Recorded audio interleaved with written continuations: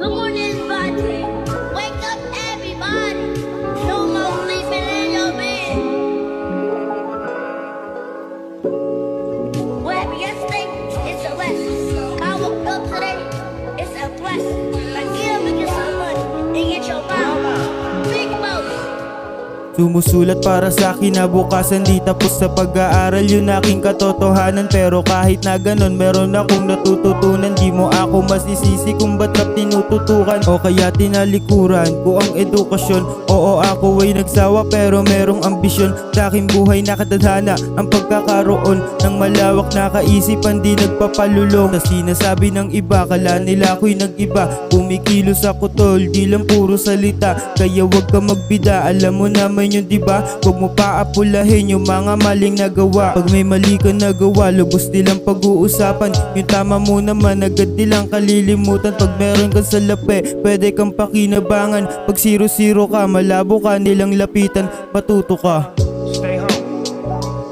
Never forget where you came from. Stay home.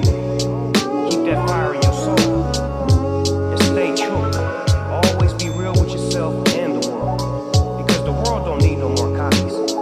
It need originals. And trust me, ain't nobody else who can do what you do like you do. Gaganap at gaganap na maabot ang mga plano. Malabo mag-emosyon sa sasabihin ng mga tao. Sa akin ay baliwala, basta hangad ko lang manalo. Kasama ang pamilya, asintado, klarong-klaro. Ilang beses nadapa pero pinili tumayo. Kita mo sa katawan lahat ng aking tinamo. Ginamitan ko ng utak, hindi ang kamao. Di ako baliw para paliitin ang mundo ko.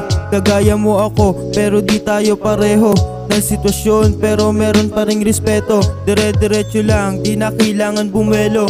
Ang mahalaga ay umangat gamit na senso. Kasi kita mo naman yung mga nasa palayan, ginagamit nila yung sipag pati ang kakayahan. Makipagsapalaran, barabol sa merong laman. Kung ganun din nasa isip mo, ngayon mo simulan. Matuto ka. Smile wide. Hold your head high.